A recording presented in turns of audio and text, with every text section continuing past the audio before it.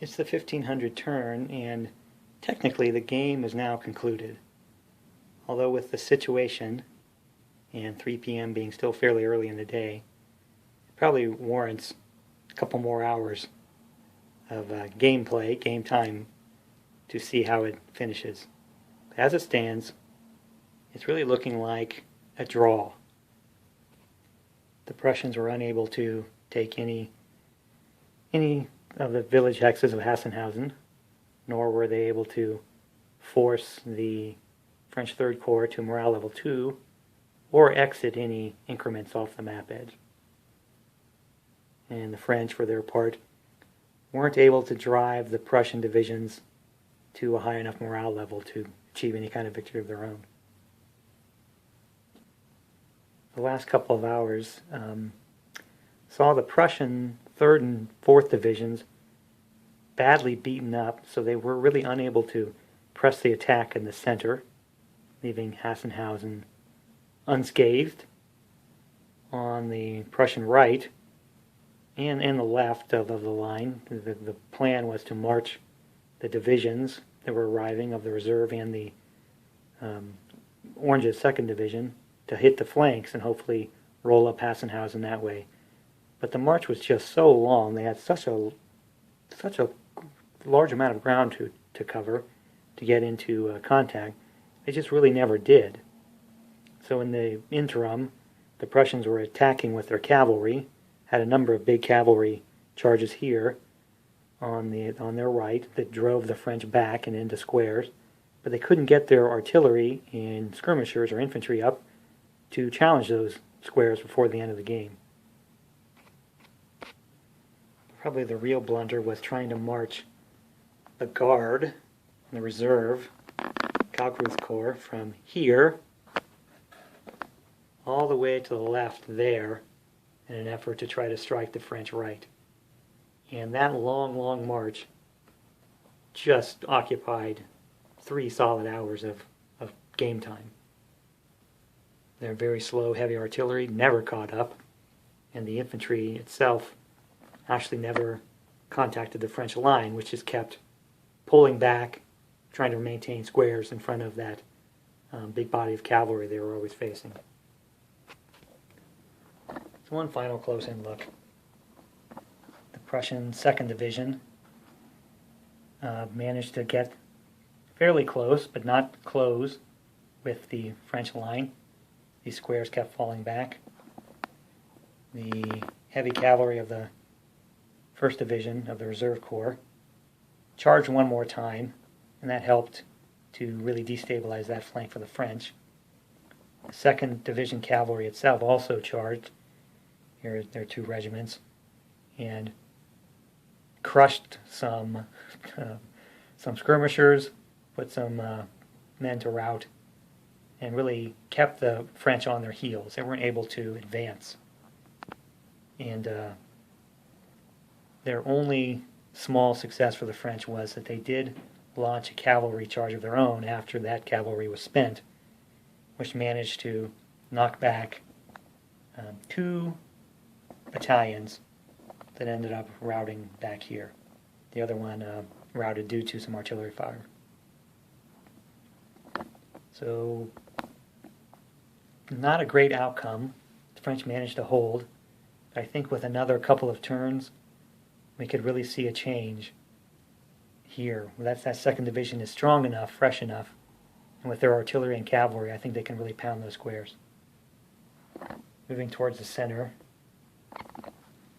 the 4th and the 3rd Divisions here had taken very serious losses. For the most part, they were inching forward behind their guns, but the wall at Hassenhausen made it impractical to get the guns any closer. So they've been doing some long-range sniping, and with some success. They've been inflicting some casualties there, but not closing. And same for the 3rd Division, the 4th Division here on the left. They just have so few increments. They run the risk of losing a battalion with even one loss, inflicted at long range, either from the guns or from the skirmishers. So they were very careful, just trying to hold the center.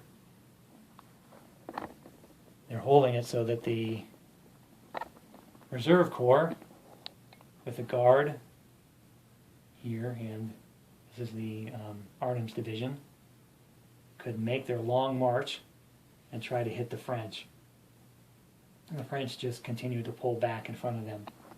So they're still largely just in column, trying to find a spot where they can deploy and attack when the clock ran out. Turning around and looking at the French perspective. See, this is the 2nd Division here. Some squares and some line behind the artillery. And the light cavalry of the 3rd Corps.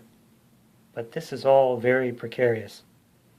That advance guard cavalry here, very large, very strong, they're going to ride down and just sweep those regiments off the field. There's no getting around that. And with that 1 division having taken some losses, faced by 2 full divisions of the Kaufruth's Corps, it's not going to look good. Of course, they'll be able to, the Prussians will be able to bring cavalry strong enough to hurt anything not in square, and if they could get some artillery up, which I don't even think with an extended game they could get their artillery up, but they would just be able to pound those squares and inflict enough casualties that the French just wouldn't be able to hold. And once that flank gives, that's really kind of the end of the game. So that was the plan. It just didn't quite come off. So for the French, they did well with a slow fighting withdrawal and just staying out of range long enough for the time to run out. The center around Hassenhausen, the wall did help a lot, but what helped the most was that they had inflicted such horrible casualties earlier in the day that they didn't face any determined attacks from the Prussians. So that very thin and beaten up 3rd Division of the French 3rd Corps was able to hold without too much difficulty. On the very far left of this very small, short line that they have is the 1st Division, and almost all of them are in squares here. 1 battalion in the sunken road. The rest were forced into the square by the amount of heavy cavalry that they were facing. So I think they are basically looking at the same fate as the right. They have to stay in square because they have nothing to hang their flanks on. So if they get that cavalry around the flank or in the rear, they would just get crushed. So staying in square is their best defense, and yet it's also their biggest weakness because this side of the line, that 2nd Prussian Division, does have artillery and skirmishers ready to do some damage on those squares. So it's looking very poor for the French. If the clock hadn't run out, I think, well, I don't know if the Prussians could get a decisive, but they probably could have gotten a solid, substantial victory. So I think the larger map and the more numerous and better quality Prussian cavalry really make this Hassenhausen a much sterner challenge for the French than the old original Auerstedt. I think the very aggressive use of the Prussian cavalry was the right move in this game, but the wrong move was the decision to attempt that very long overland march to the left flank. That was stupid. The forces are just too slow. Even though marching along the road is no great bargain, it's still faster than overland, and I think that would be a change I would make in a replay.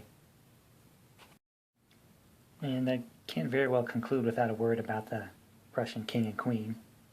They largely stayed back around Gernstedt trying to rally forces, and it took a long time. Once they got to morale levels, they were very slow, and for the most part, the leaders themselves didn't have much of an effect. The queen only has a 4 morale modifier, so she is not very inspirational to her soldiers. So once they get routed, there was virtually no help from the royalty in getting their forces back and on the field, but eventually most of the battalions did rally and return to the fight. I think my last observation might be that while the Prussian infantry was still really poor, the cavalry was really excellent. And it makes the prospect of the Super Jena, the clash between the full armies of both sides in the field of Jena much more intriguing. Like, well, what could this cavalry do, with some proper infantry support as well, against the full French army? I still think it'll be a massive French victory, but it'll make the Jena a much more interesting conflict.